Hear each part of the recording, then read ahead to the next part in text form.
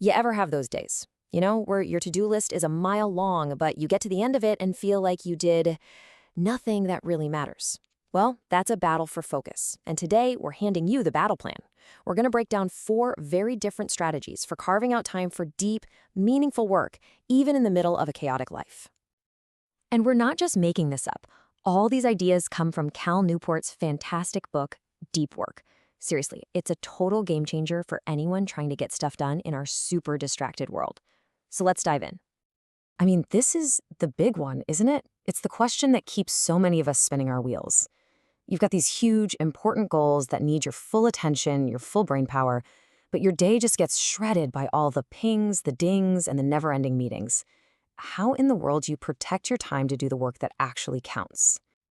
So here's our roadmap for today. First, we'll nail down this deep work dilemma.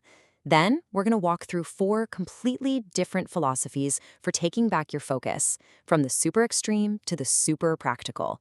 And by the end, you'll have a really clear idea of which focus style is actually built for you. Okay, first things first, let's get our definitions straight. Newport talks about 2 kinds of work. There's deep work. This is the hard stuff, the things that really stretch your brain and create something new and valuable. Then there's shallow work. Think of it like this: writing the code for a brand new app? That's deep work. Answering an email about where to order lunch? That's shallow work.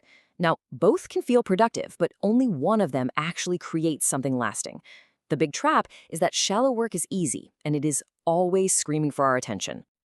All right, so knowing the difference is one thing, but how do we actually build our days around the deep stuff? Well, let's start with the first and by far the most extreme philosophy, the monastic. The monastic philosophy is basically a controlled demolition of all your shallow work.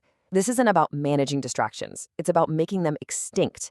The core idea here is that to do your absolute best, most profound work, you have to build a fortress of solitude around your brain.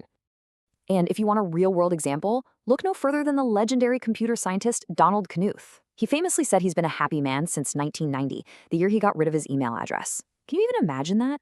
For him, those constant interruptions were just attacks on his ability to do the kind of foundational thinking that made his career. It's a radical move, for sure, but man, does it prove a point. So who can actually pull this off? Well, it's really for people whose entire job boils down to one clear, highly valuable thing, like a novelist writing a book or a scientist working on a theorem. The big challenge for basically the rest of us is that our jobs require us to be responsive and collaborative. So for most people, this is probably more of a cool idea than a practical strategy.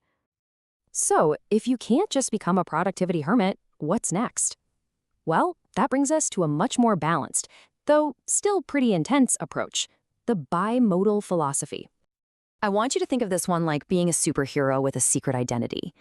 You've got your normal life mode, where you're in meetings, answering emails, doing all that shallow stuff. But then you have these clearly defined blocks of time, and we're talking at least a full day, where you go to your own personal fortress of solitude and do that deep, world-changing work. A perfect example of this is the famous psychologist Carl Jung. He had a super busy, thriving practice in the city, but he also had this stone tower he built out in the woods, his Bollingen Tower. He would just retreat there for weeks at a time for nothing but pure, uninterrupted thinking and writing. He was literally living 2 completely different modes of life. This approach is great for anyone who can realistically wall off large chunks of time.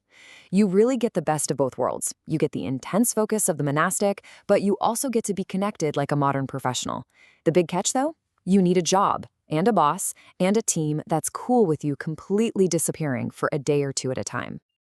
Okay, disappearing for a whole day sounds incredible. But what if your schedule is just packed, back to back every single day? That's where our third approach comes in. Instead of scheduling these huge chunks of time, you just make deep work a simple daily habit. This is the rhythmic philosophy. Now, the absolute genius of this approach is that it takes willpower completely out of the equation. And let's be honest, willpower runs out. You're no longer deciding if you're going to do deep work today. You just do it because it's 8 a.m. and that's what you do at 8 a.m. It becomes as automatic as pouring your morning coffee. You've probably heard of Jerry Seinfeld's "don't break the chain" method. It's famous for a reason. It's not about writing the perfect joke every single day. It's just about the consistency. Putting that X on the calendar every day creates this powerful visual chain, this momentum that you just don't want to break. This is an absolutely fantastic strategy for anyone with a predictable schedule. The hardest part? It's that initial push. It's like trying to get a really heavy flywheel spinning. The first week or two might feel like a real grind, but once you get that momentum going, the habit starts to carry itself. Art, we've had the hermit, the superhero, and the habit builder. Our last philosophy is for the deep work black belts. Cal Newport himself warns that this is not for beginners. This is the journalistic philosophy. So, unlike the other methods that all rely on scheduling time in advance, the journalistic approach is all about being an opportunist. That 20-minute gap between meetings, that's not time to check email. Boom. It's a window for deep work. You have to be able to drop into a state of intense concentration on a dime. The master of this is the biographer Walter Isaacson. I mean, this guy wrote these massive, deeply researched books about people like Steve Jobs and Einstein, all while holding down some of the most demanding jobs in media. How did he do it? He treated every single spare moment as a potential work session. A canceled flight wasn't an annoyance. It was a gift of 2 hours of writing time. And the reason this is expert level is because for most of us, our brains are kind of like old diesel engines, you know? They need some time to warm up before they can really get going. The journalistic approach requires a mind that's more like a Tesla. You hit the pedal and it just goes. Instant focus. And that ability only comes with a ton of practice. So there you have it. 4 totally distinct paths to deep work: monastic, bimodal, rhythmic, and journalistic. Now comes the most important part of all, figuring out which one of these paths is actually yours. Let's just lay it all out here on the table. Think of this as a menu of options. As you look at this, ask yourself, are you a Donald Knuth with one singular driving passion? Maybe the monastic approach is for you. Do you have the flexibility of a Carl Jung? Bimodal could be a perfect fit. Is your life more structured and predictable, like Jerry Seinfeld's? Then the rhythmic approach can build unstoppable momentum. Or are you a seasoned pro like Walter Isaacson, ready to pounce on any free moment? Then maybe you're ready for the journalistic style. So I really want you to take a second and think about this. Forget about some perfect productivity fantasy.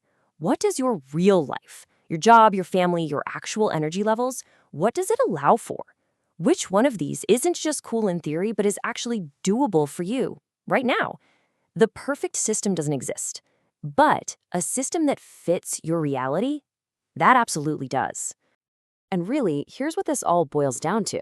The goal isn't to perfectly copy Carl Jung or Jerry Seinfeld. The goal is to stop being a passive victim of distraction and start being an active architect of your own focus. Just making a conscious, deliberate choice, deciding which philosophy you're going to try, that is the first and honestly the most powerful step toward doing the work that truly matters to you. Start there.